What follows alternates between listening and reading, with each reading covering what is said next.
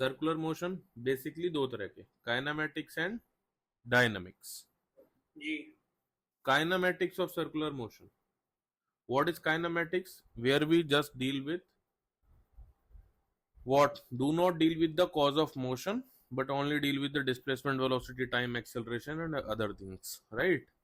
So this is Yes, called sir. kinematics of circular motion. Now basically intro क्या होता है intro भाई इसका? आप ऐसा मान के चलें कि ये पार्टिकल है, यहां पर ये पार्टिकल है, ये पार्टिकल ऐसे रोटेशन में जा रहा है, सर्कुलर Okay. मोशन में, ठीक है. अच्छा, तो अगर हम देखें तो इस पार्टिकल की पोजीशन को डिस्क्राइब करने के लिए एक्स और वाई सिर्फ दो ही कोऑर्डिनेट की जरूरत है. दैट्स व्हाई सर्कुलर मोशन एक 2D मोशन होती है. Okay. Okay. Direction of velocity क्या कंटिन्यूसली चेंज कर रही है? देखो इस पॉइंट पे इधर है, अगर ये पार्टिकल यहां पहुंचेगा तो इधर डायरेक्शन होगी, इधर पहुंचेगा तो नीचे, इधर पहुंचेगा तो राइट. तो क्या direction of velocity continuously changing? Yes. Yes. ये तब भी चेंज हो रही है even though speed is constant. Suppose RPM fix है, फिक्स स्पीड से रोटेट कर रही है, बट स्टिल डायरेक्शन अलग अलग जा रही है. जी. डायरेक्शन तो अलग अलग है. Even though speed is constant, direction of velocity keeps in changing. और डायरेक्शन के चेंज होने की वजह से जो एक्सिलरेशन आता है, उस एक्सिलरेशन का नाम सेंट्रीपिटल एक्सिलरेशन है. क्योंकि डायरेक्शन हमेशा चेंज होगी, तो ये एक्सिलरेशन हमेशा रहेगा बॉडी में. सो इसलिए centripetal acceleration is always present in circular motion, never becomes zero. Okay. Am I clear? Very good. So एक और तरीके से सुन लो. वेलोसिटी, वेलोसिटी के दो कंपोनेंट होते हैं, मैग्नीट्यूड और डायरेक्शन. वेक्टर क्वांटिटी है ना, तो वेक्टर क्वांटिटी होने की वजह से इसके पास मैग्नीट्यूड भी होता है, डायरेक्शन भी होता है. जी. नाउ जस्ट टेल मी, अगर बॉडी का मैग्नीट्यूड फिक्स रहे और डायरेक्शन चेंज हो, तब भी तो आप पूरी क्वांटिटी को चेंज ही मानोगे. जी. मैग्नीट्यूड फिक्स हो बट डायरेक्शन चेंज हो, एक भी चीज चेंज हो रही है तो ये क्वांटिटी चेंज हो रही है. ये क्वांटिटी चेंज होने को क्या बोलते हैं? एक्सेलरेशन. एक्सेलरेशन. तो ये चीज मैं बता रहा हूं कि इवन इफ मैग्नीट्यूड फिक्स रहे तो भी डायरेक्शन चेंज हो रही है, फिक्स ना भी रहे तो भी डायरेक्शन चेंज हो रही है. मतलब डायरेक्शन ऑलवेज चेंज हो रही है, तो ये वाली एक्सेलरेशन ऑलवेज प्रेजेंट रहेगी. चलो ये बात समझ आ गई है, कई बार रिपीट कर लिया है, अभी आगे और रिपीट होगी. क्या पढ़ रहे हैं? Kinematics of circular motion. उसके अंदर पहला topic introduction, done with this. Second velocity. कौन सी वेलोसिटी? सर्कुलर मोशन की वेलोसिटीज. कितने तरह की होती है? दो तरह की, एक एंगुलर, दूसरी लीनियर. एंगुलर का सिंबल ओमेगा, लीनियर का symbol V. Clear? Omega linear का फॉर्मूला क्या था? Change in displacement by change in time. Change in displacement by change in time. Displacement कैसा होता है? एक लीनियर एंटिटी है, but change in angular displacement by time, that is called angular velocity. Now what is angular displacement? Angular displacement is nothing but angle theta. एक particle यहाँ है, यहां से यहाँ पे चला गया, कितना डिस्प्लेसमेंट कवर किया? Theta.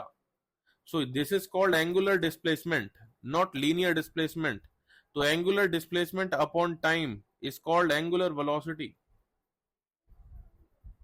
whose symbol is just omega. Am I clear with this? Yes, sir. चलो ठीक है, आगे.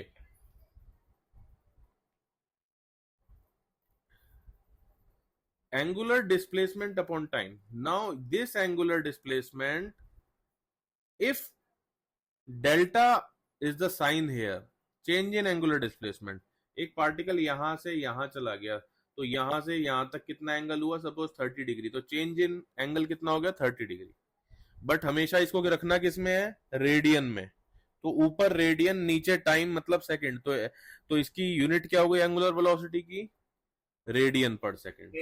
रेडियन पर सेकंड. ठीक है, तो ये फॉर्मूला, हाँ ये फॉर्मूला बन गया angular velocity is equal to delta theta by delta T. Now अगर ये टाइम रेफरेंस बहुत छोटा होगा, यानी delta T tends to zero, तो same formula converts into D theta by D T. D theta by D T, that velocity is called instantaneous velocity. And average is angular velocity. Average क्या हो गया? Delta theta by delta T. Instantaneous क्या हो गया, D theta by D T. Theta क्या है, radian है, time second, तो रेडियन पर सेकंड। और जिस तरीके से लीनियर वेलोसिटी में भी तो आपने 1D में पढ़ा है कि एवरेज होती है और इंस्टेंटेनियस होती है, तो यहाँ भी कोई दिक्कत नहीं है हाँ जी। भाई, यहाँ तक क्लियर है, कोई नई चीज नहीं है यहाँ पर, अभी तक सब कुछ 1D जैसा ही चल रहा है। ठीक है। ठीक है, acceleration, now this is something where we have to keep a more concentration. Now acceleration दो तरह की, सबसे पहले दो ही तरह की, तीसरी वाली अभी नहीं इंट्रोड्यूस करेंगे, सबसे पहले दो तरह की इंट्रोड्यूस करेंगे। एक्सिलरेशन, एक एक्सिलरेशन जिसका नाम है एंगुलर एक्सिलरेशन, एक एक्सिलरेशन है जिसका नाम है लीनियर एक्सिलरेशन। हाँ जी। तो सबसे पहले मैं आता हूं लीनियर एक्सिलरेशन पे, सबसे पहले हम ठीक। पढ़ेंगे लीनियर एक्सिलरेशन को। ठीक जी। है, मैं यहाँ पे इसका नाम एक सेकंड जरा चेंज कर दूं, मैं इसको फर्स्ट, इसको सेकंड दूंगा, इसको फर्स्ट दूंगा, ये हो गया फर्स्ट और ये हो गया second, and third is net acceleration. तो पहला linear acceleration, second angular acceleration. Now linear क्या चीज है, लीनियर का मतलब लीनियर, भाई देखो ये कोई पार्टिकल है, ये ऐसा सर्कुलरली इस पर रोटेट कर रहा है, ठीक है, जी। इस पार्टिकल की एक स्पीड तो ऐसी है और Yes, yes. एक स्पीड ऐसी है, ये कैसे पता चल रहा है हमें, ये कैसे पता चल रहा है कि सर ऐसे कौन सी स्पीड है, हमें तो नहीं दिख रही है। देखो, हाँ स्पीड की बात क्यों कर रहे हैं हम लोग, एक्सिलरेशन की बात कर रहे हैं। अगर मैं इस पार्टिकल को जो यहाँ पे सर्कुलर मोशन में है, अगर मैं इसको यहां से कट कर दूं तो ये कैसा जाएगा, स्ट्रेट जाएगा, जी। स्ट्रेट जाएगा, इसका मतलब इसके पास पहले से एक लीनियर स्पीड थी, ठीक है। राइट। अब वो सपोज वो कट कर दिया तो एक बार पार्टिकल यहां गिर रहा है, दूसरी बार यहां गिर रहा है, तीसरी बार कट किया तो यहां गिरा, चौथी बार कट किया तो यहां गिरा, इसका मतलब ये लीनियर स्पीड है जो बढ़ती जा रही है। हाँ और स्पीड, लीनियर स्पीड के बढ़ने को क्या बोलेंगे, लीनियर एक्सिलरेशन। जी। अच्छा ये एक बात बताओ मुझे, क्या ये एक्सिलरेशन सर्कुलर मोशन का जो पाथ है उसके टेंजेंट पे है, क्या हाँ उसके टेंजेंट पे है? हाँ तो हाँ। अगर टेंजेंट पे है तो इसलिए इस एक्सिलरेशन का नाम क्या होता है, tangential tangential acceleration. Acceleration. Tangential acceleration because linear speed को बढ़ाती है, इसलिए उसका रिलेशन dv बाय dt होता है, which is earlier known as only acceleration in 1D। Am I clear? Very yes good, sir. Very good.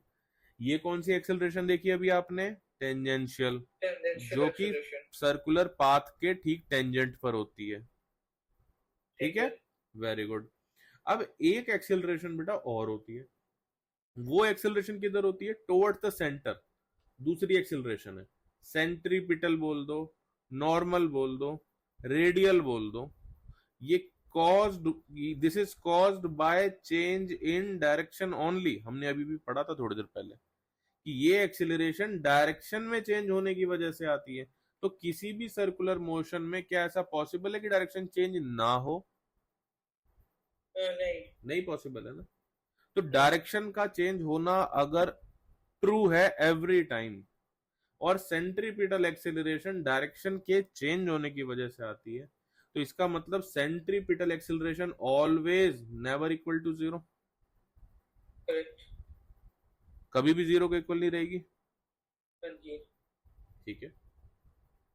ये लगती किधर है, सेंटर की तरफ लगती है भाई। भाई आप देखो, आप पढ़ रहे हो वेक्टर क्वांटिटीज, आपको डायरेक्शन मैग्नीट्यूड दोनों पता होना चाहिए। टेंजेंशियल एक्सिलरेशन की direction towards the centre, oh tangent towards the tangent, magnitude dv by dt, centripetal acceleration towards the centre, direct और magnitude v square by r। Okay. इतना clear है, हाँ। इतना क्लियर है, ठीक है। ये भी क्या लिखा है, ये ऑलवेज एग्जिस्ट, Always हमेशा, exist। हमेशा एग्जिस्ट करेगी, ठीक है, ठीक है। ठीक है। तो आपने कौन कौन सी एक्सेलरेशन देखी? लीनियर एक्सेलरेशन देखी। कितने तरह की? कितने तरह की होती है? दो तरह की, एक टेंजेंशियल, एक सेंट्रीपिटल। सेंट्रीपिटल होती है। सेंट्रीपिटल का formula V square by R. Centripetal आती किस वजह से है? डायरेक्शन चेंज होने की, चेंज होने की वजह से आती है। किस डायरेक्शन में आती है बेटा? सेंटर की तरफ आती है। टेंजेंशियल एक्सेलरेशन क्या है? D v by d t. D v by d t, ठीक है। अच्छा, सिंपल। अब मुझे एक बात बताओ कि अगर मैं किसी सर्कल के पाथ पर ये दो चीजें बना दूं कि एक तो टेंजेंशियल है और एक सेंट्रीपिटल है, तो ये दोनों वेक्टर का रिजल्टेंट नहीं आएगा? कुछ आएगा। उसी एक्सेलरेशन को बोलते हैं नेट एक्सेलरेशन। क्या बोलते हैं? Net acceleration. तो ये लाइन किसकी हो गई? नेट एक्सेलरेशन की। जैसे टेंजेंशियल और टेंजेंशियल इधर हो गया, अगर ये सर्कुलर पाथ है, ये टेंजेंशियल हो गया है, ये सेंट्रीपिटल हो गया, तो ये क्या हो गया? Net acceleration. और अगर ये टेंजेंशियल है और ये सेंट्रीपिटल है, तो नेट एक्सेलरेशन का फॉर्मूला क्या हो जाएगा? Under the root AC square plus AT square. ये कैसे किया मैंने? पैरेललोग्राम लगा दिया बस। ये ठीक है, AT square plus AC square under the root. भाई अभी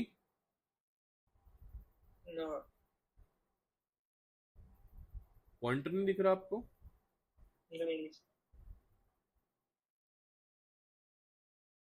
रुको, अब दिख रहा है, अब दिख रहा है। दिख रहा है? हाँ, अब एक बार दिखा। आप क्या बता रहे थे? दिख रहा है? हाँ हाँ, दिख रहा है। ठीक है। अगर ये सर्कल है, हाँ ये टेंजेंशियल एक्सेलरेशन है, ये हाँ सेंट्रीपिटल एक्सेलरेशन है, तो ये हाँ, क्या हो गई? Net net acceleration. एक्सेलरेशन। ये भी एक वेक्टर है, ये भी एक वेक्टर है, इसका नाम हमने AT रखा है। तो नेट एक्सेलरेशन का फॉर्मूला क्या हो जाएगा पैरेललोग्राम से? अच्छा, रूट में हो जाएगा AC स्क्वायर भी वाला AT स्क्वायर। ठीक है, जी। ठीक है। अच्छा, now see,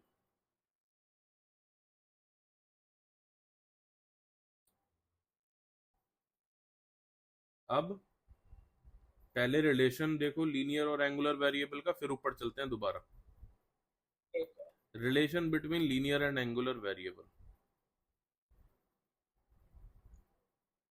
theta is equals to arc upon radius. ये तो बचपन से जानते हो भाई, हाँ जी। ये तो कोई नई चीज नहीं है। आर्क को मैंने दिखाया, आर्क मतलब ये मैं छोटी सी आर्क ले रहा हूं, ये वाली, ठीक है। तो ये जो छोटी सी आर्क है, इसको हमने बोल दिया S। तो theta is equal to S upon R, radius है ये। ठीक है।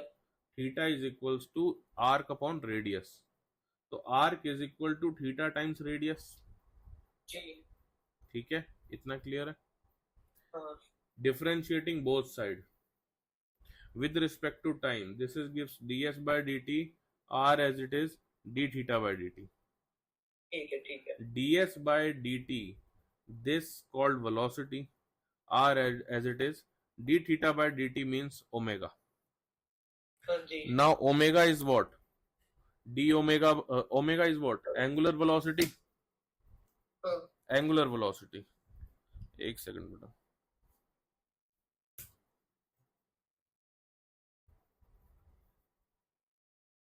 ठीक है,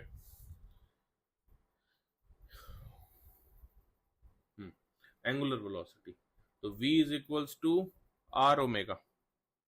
ये एक बहुत ही इंपॉर्टेंट रिलेशन है। v क्या है यहाँ पे? Linear quantity. ओमेगा क्या है? Angular quantity. तो v is equals to r omega. Omega क्या? Angular speed. v क्या? Linear speed. सही है। अब दो फिर से दोनों को डिफरेंशिएट कर दिया both side with respect to time.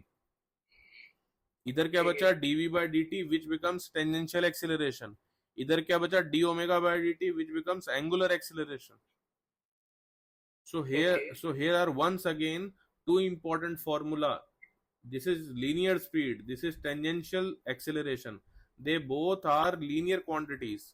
Radius constant term, omega angular speed, alpha angular acceleration. Each of term you should know by heart, by name, by symbol, by formula। Clear है? हाँ जी। Okay. अब ऊपर चलते हैं वापस थोड़ा सा। हमने लीनियर एक्सेलरेशन पढ़ लिया, हमने नेट एक्सेलरेशन पढ़ लिया, अब हम एंगुलर एक्सेलरेशन को देख लेते हैं। एंगुलर एक्सेलरेशन मतलब अल्फा। Alpha means what?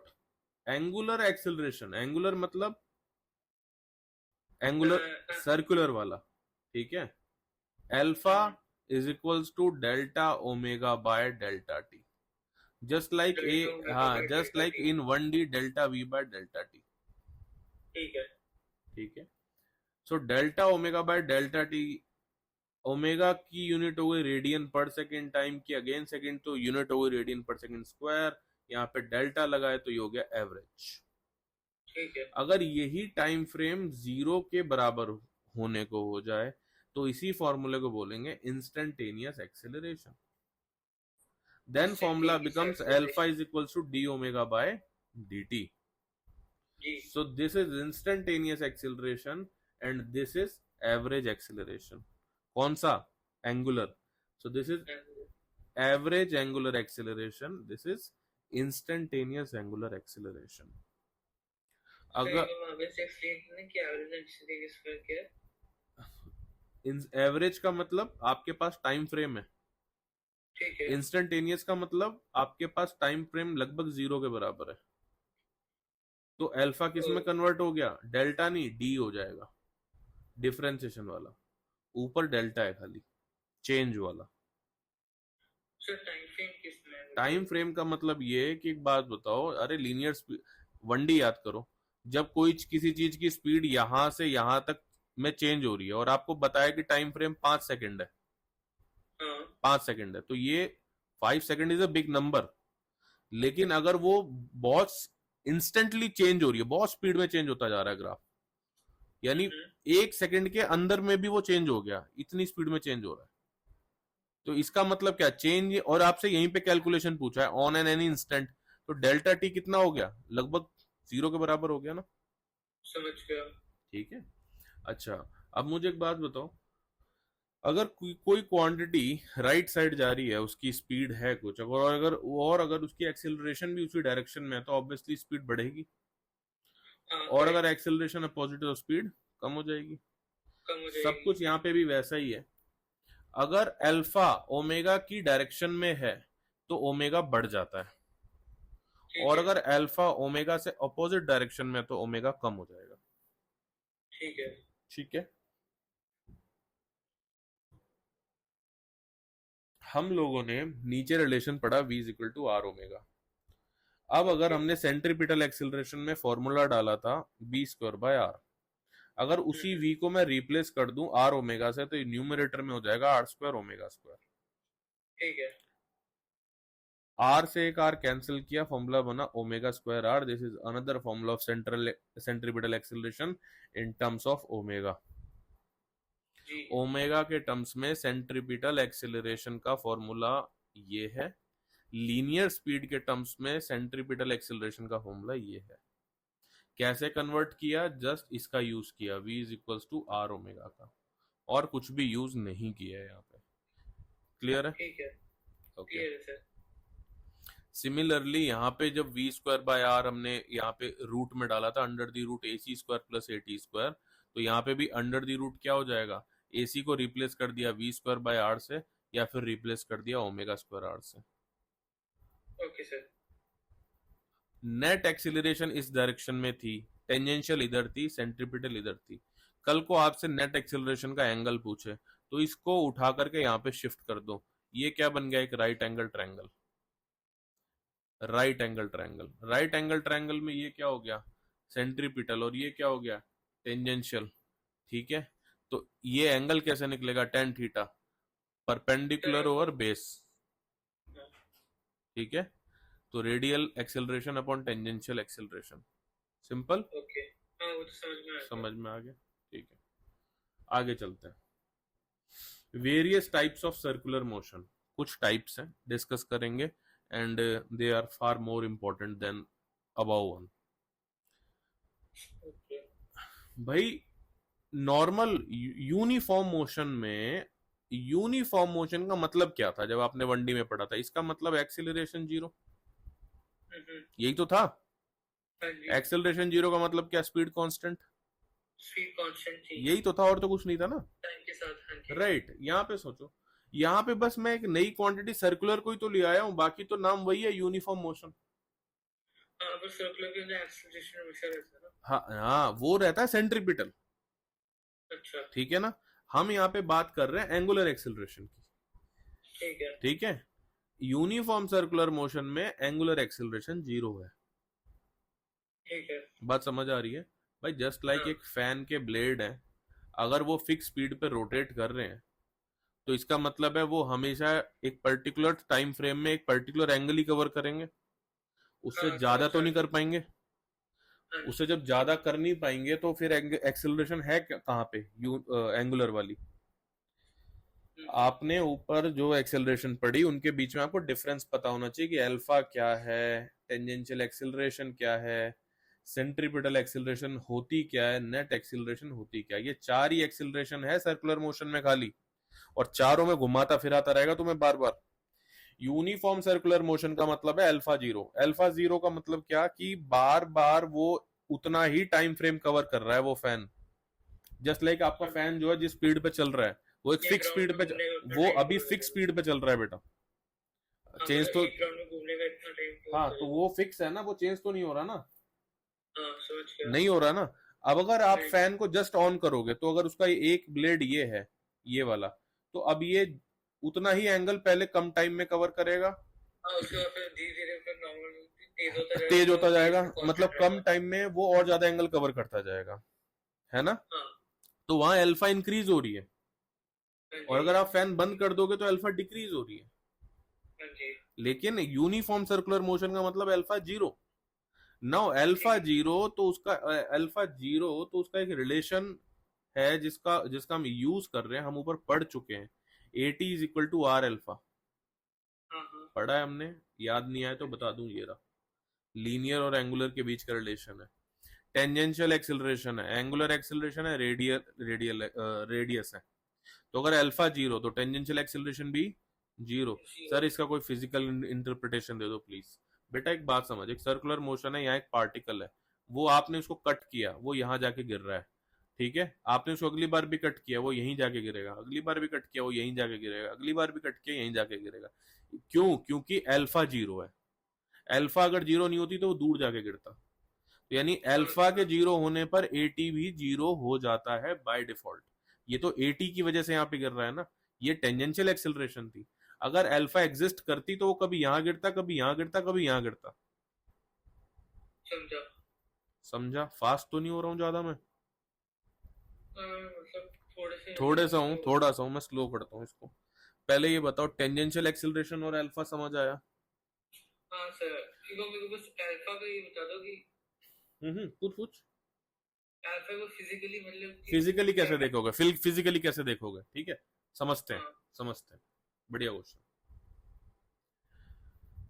मेरे हाथ में एक मोटर है, ठीक है, मोटर, हाँ, ये मोटर है।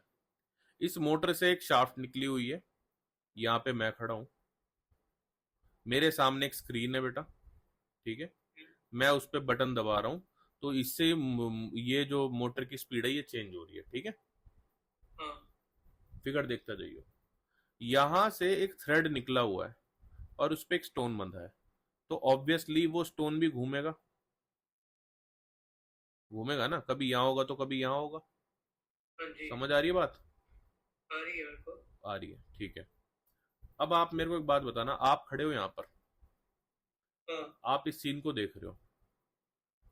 अच्छा, तो मैंने यहां से जब बोला, अब मैं यहां से कुछ स्टेटमेंट दूंगा। पहली स्टेटमेंट मेरी, मैंने जस्ट मोटर को ऑन किया है, हाँ जी, ऑन किया है। ऑन करते टाइम आप क्या ऑब्जर्व कर रहे हो? टी इज इक्वल्स टू 0 से 1 सेकेंड पे ये अब अपनी स्पीड पकड़ना शुरू कर रही है। ये बॉल जो है ये रोटेट करेगी, ये वाली बॉल, और ये थ्रेड है, ये बॉल है। ठीक है, ठीक है, अच्छा, तो ये बॉल घूमना शुरू कर रही है। तो टी इज इक्वल टू 0 से 1 सेकेंड पे ये बॉल, सपोज मैं ऐसे लिख देता हूं इसको, पहले 5 सेकंड में ये बॉल एक रोटेशन ले रही है अपना, एक फिक्स्ड रोटेशन, एक पूरा। फिर 4 सेकंड में ये बॉल एक कंप्लीट रोटेशन ले रही है, ठीक फिर है 3 में ले रही है, फिर 2 में ले रही है, फिर 1 में ले रही है। अब आधे ही सेकंड में ये कंप्लीट रोटेशन ले रही है, और फिर हाँ। 1/4 सेकंड में ये कंप्लीट रोटेशन ले रही है। ये क्या हो रहा है? क्या एंगल फिक्स कवर नहीं हो रहा है? एंगल तो 360 डिग्री है ना। हाँ जी 360 डिग्री एक बार कवर हो रहा है 5 सेकंड में, और वही 360 डिग्री एक बार कवर हो रहा है 4 सेकंड में। हाँ जी सर। तो आप मेरी बात ही समझ पा रहे हो। फिर 360 डिग्री 3 सेकंड में कवर हो रहा है, फिर 360 डिग्री 1 सेकंड में कवर हो रहा है। भाई ये क्या हो रहा है? टाइम तो अपनी स्पीड से चल रहा है ना, टाइम तो नहीं घट रहा है या बढ़ रहा है। हो क्या रहा है? बॉल की स्पीड बढ़ती जा रही है। ठीक है कौन सी स्पीड बढ़ रही है? सर्कल कंप्लीट करने की स्पीड बढ़ रही है। ठीक है और ये स्पीड का जो बढ़ना होता है उसको एक्सेलरेशन ही तो बोलते हैं। जी सर। यहाँ पे v बढ़ रहा है या यहाँ पे ओमेगा बढ़ रहा है? यहाँ वी बढ़ रहा है। सर्कुलर मोशन है। सॉरी ओमेगा बढ़ रहा है। ऑन रिकॉर्ड है, कोई नहीं। ओमेगा बढ़ रहा है, ओमेगा बढ़ रहा है तो अल्फा है, हाँ जी अल्फा प्रेजेंट है, ठीक हाँ है। जी अल्फा जीरो नहीं है, अल्फा पॉजिटिव है। जी बात समझ आ रही है? अब उल्टा सोच। अब उल्टा नहीं, पहले अब ये सोच कि अब ये फिक्स कर दिया इसने, इस स्पीड पे लाके फिक्स कर दिया, और अब जो है एक रोटेशन इसी स्पीड से ले रहा है, कम से कम आधे 1 घंटे तक यही चलेगा। तो मुझे ठीक है। बता उस 1 घंटे तक ये 1/4 सेकंड में रोटेशन कंप्लीट कर रहा है फॉर 1 आवर, फॉर 1 आवर। हाँ एक जी तो क्या अल्फा, क्या ओमेगा बढ़ रहा है इस 1 घंटे तक? ओमेगा कांस्टेंट है। ओमेगा कांस्टेंट है। मेरी बात समझ आ रही है? हाँ, कोई समझ परेशानी नहीं है। तो मैं अभी 1 सेकंड वाले एग्जाम्पल को काट रहा हूं, और मैं तुझे बोल रहा हूं कि तेरा फैन जो ऊपर का है वो इतनी स्पीड में चल रहा है कि वो 1/4 सेकंड में ही कंप्लीट रेवोल्यूशन ले ले रहा है, ठीक है और ऐसा वो बार बार कर रहा है। ठीक कब है तक कर रहा है? 1 घंटे तक कर रहा है। ठीक है। तो क्या उस 1 घंटे में उसकी स्पीड बढ़ी है? क्या उस 1 घंटे में उसकी स्पीड बढ़ी है? नहीं बढ़ी ना। नहीं बढ़ी ना, ओमेगा कांस्टेंट है ना। ध्यान दे इस पे, ओमेगा कांस्टेंट है। ओमेगा कांस्टेंट का मतलब क्या हो गया? क्या एक्सेलरेशन है? ओमेगा कांस्टेंट वाला एक्सेलरेशन है। एक्सेलरेशन है। नहीं है। नहीं नहीं नहीं, वेलोसिटी कांस्टेंट का मतलब एक्सेलरेशन है। वेलोसिटी कांस्टेंट वाला एक्सेलरेशन नहीं होता। नहीं होता ना। हाँ तो ओमेगा कांस्टेंट का मतलब एक्सेलरेशन ओमेगा कांस्टेंट वाला एक्सेलरेशन नहीं है। जीरो हो गया ना। हाँ बट इतने केस में क्या था? इतने केस के अंदर तो मतलब वही था। क्या था? था, एक्सेलरेशन था, ठीक है, एक्सेलरेशन था। था, क्योंकि ओमेगा बढ़ रही थी। अब मैंने क्या किया, ये मैं हूं और ये आप हो। अब मैंने ऑफ कर दिया, अब मैंने स्विच ऑफ कर दिया मोटर का। अब मोटर अगेन अभी तक किस स्पीड पे चल रही थी? 1/4 सेकेंड में एक कंप्लीट रोटेशन ले रही थी। अभी 1 घंटे तक ऐसे चल रही थी। अब ये 1/2 सेकेंड में कंप्लीट रोटेशन लेना शुरू कर दिया इसने। फिर इसने 1 सेकेंड में कंप्लीट रोटेशन लेना शुरू कर दिया। फिर इसने 5 सेकेंड में कंप्लीट रेवोल्यूशन लेना शुरू कर दिया। तो क्या इसकी स्पीड कम हो रही है? ओमेगा डिक्रीज हो रही है? ओमेगा डिक्रीज हो रही है। वो कंप्लीट रोटेशन ज्यादा टाइम में लेना शुरू कर रहा है। हाँ जी ओमेगा डिक्रीज हो रही है, तो क्या ओमेगा कांस्टेंट है? नहीं हुई ना कांस्टेंट। कांस्टेंट नहीं हुई। ओमेगा अगर कांस्टेंट नहीं है तो क्या अल्फा यहां पे जीरो है या जीरो नहीं है? कंफ्यूज कर रहा हूं क्या? अल्फा, ओमेगा डिक्रीज कर रही है तो क्या अल्फा जीरो है? ओमेगा डिक्रीज करे तो अल्फा जीरो नहीं होगी ना। जीरो नहीं होगी। ठीक है ना, जीरो नहीं होगी, बिल्कुल नहीं होगी। जीरो ना होने का मतलब क्या है, क्या अल्फा रिटार्डेशन वाली एक्सेलरेशन है, क्या वो स्पीड कम कर रही है ना, हाँ तो सर, रिटार्डेशन तो तो अल्फा होगा। नेगेटिव हो गई ना यहाँ पे, हाँ जी। यहाँ पे अल्फा नेगेटिव हो गई, यहाँ पे अल्फा पॉजिटिव हो गई, यहाँ पे अल्फा जीरो हो गया। यूनिफॉर्म सर्कुलर मोशन, मैं इसको थोड़ा सा हटा दूं। क्या ये पोर्शन क्लियर हो गया कि कब अल्फा जीरो, कब अल्फा नॉट जीरो, और कब अल्फा पॉजिटिव, कब अल्फा नेगेटिव? Yes sir. ठीक है। और नहीं हुआ है तो मेरे को स्टिल बता देना, ठीक है, हो तो गया ही होगा। और इसी तरीके से और भी जिस चीज में करते टाइम ऐसा लगे कि उसको थोड़ा सा इलेबोरेट कर दो सर, तो इसमें कोई परेशानी वाली बात नहीं है, यहां से कम क्लियर तो हो गया। हाँ जी। हाँ, और कुछ ऐसा इसमें भी चल रहा हो, क्योंकि ये सारी चीजें फिर क्वेश्चन से क्लियर होती हैं, होती जरूर है, आज नहीं होंगी कल होंगी, पर होंगी जरूर, वो क्वेश्चन से होंगी। अच्छा, हाँ जी। अब देखो यूनिफॉर्म सर्कुलर मोशन अगेन, तो यूनिफॉर्म सर्कुलर मोशन ही तो अभी तक पढ़, अब उसमें हमने जो 1 घंटे तक हमने अल्फा को जीरो रखा था, वो कौन सा केस था, एक बार याद कर, मोटर ऑन किया था तो ओमेगा बढ़ा था, फिर ओमेगा फिक्स ठीक रहा है। था, फिर ओमेगा डिक्रीज हुआ था। तो जो ये वाला ठीक है। पार्ट है हम उसको पढ़ने जा रहे हैं, ठीक है। यूनिफॉर्म सर्कुलर मोशन को। यूनिफॉर्म सर्कुलर मोशन में अल्फा जीरो था, जी। जीरो था। तो एक रिलेशन हमारे पास है, a t is equals to r alpha. अगर अल्फा जीरो हो गया, इसका मतलब ए टी भी जीरो हो गया, मतलब वेलोसिटी कैसी हो गई, कांस्टेंट हो गई। ठीक है। सेंट्रीपिटल एक्सेलरेशन, क्या ये एक्सेलरेशन कभी भी जीरो होगी? कभी नहीं जीरो होगी। क्यों नहीं जीरो होगी? बिकॉज ये due to change in direction है, समझ गया। और जो एक्सेलरेशन डायरेक्शन में चेंज होने की वजह से आती है, तो क्या डायरेक्शन कभी भी होना बंद होगी? नहीं। नहीं होगी तो सर, वो तो वही सेंट्रीपिटल रहेगी। एक्सेलरेशन कभी भी जीरो होगी? नहीं होगी। नहीं होगी। फिर से चारों एक्सेलरेशन पे मैं एक बार डिस्कशन करूंगा। यूनिफॉर्म सर्कुलर मोशन में अल्फा जीरो होता है, ठीक है। क्लियर है? हाँ। अल्फा जीरो होने की वजह से टेंजेंशियल एक्सेलरेशन भी जीरो होता है, ठीक ठीक है। है। टेंजेंशियल का मतलब वही याद कर, वो बार बार काटा तो यहीं पे गिर रहा है, यहीं पे गिर रहा है, यहीं पे, वो आगे नहीं गिर रहा। तो टेंजेंशियल एक्सेलरेशन जब जब टेंजेंशियल वेलोसिटी नहीं बढ़ रही, तो टेंजेंशियल एक्सेलरेशन जीरो ही तो हो गया। ठीक है। ठीक है। Radial acceleration never zero, because direction change होने की वजह से होता है। तो नेट ठीक है। एक्सेलरेशन का फॉर्मूला क्या था, under the root a c square plus a t square. तो जब ए टी तो जीरो ही हो गया ना यहाँ से, ओके सर। तो जब ए टी जीरो हो गया तो बचा क्या, under the root a c square, square से रूट खत्म, ए सी।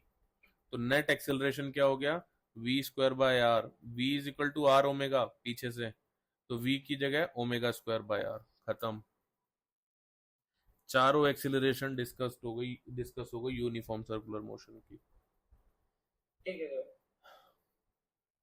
ठीक है, नहीं दोबारा देख लियो इसको। v is equals to are omega, ध्यान से सुन इस चीज को, इसको देख ध्यान से।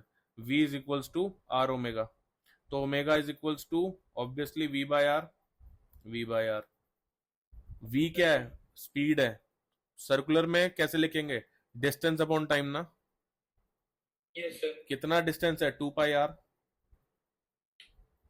2 पाई आर डिस्टेंस है ना, यस और सर। टाइम पीरियड क्या है, t। तो इसकी जगह जी। रिप्लेस करूंगा तो रेडियस से रेडियस कैंसिल होगा, ठीक है। बचेगा क्या, 2 पाई बाय टी। टू ठीक। पाई बाय टी बोलू या 2 pi into 1 by t, 2 pi into 1 by t, why one, because there is one revolution only.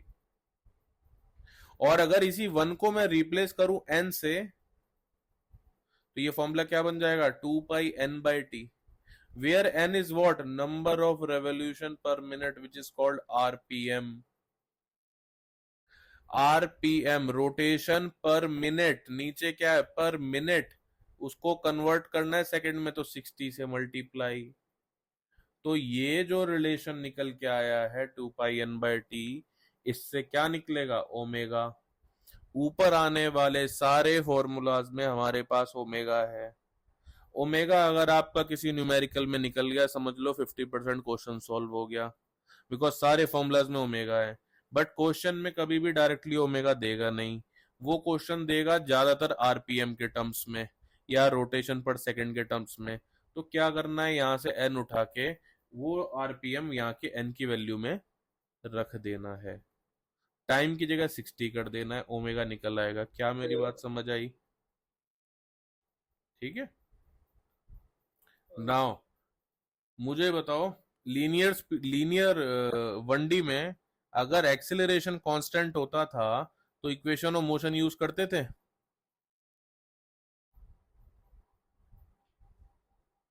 Acceleration constant होता तो इक्वेशन ऑफ मोशन हम्म इतना क्या सोचने में टाइम लग रहा है भाई?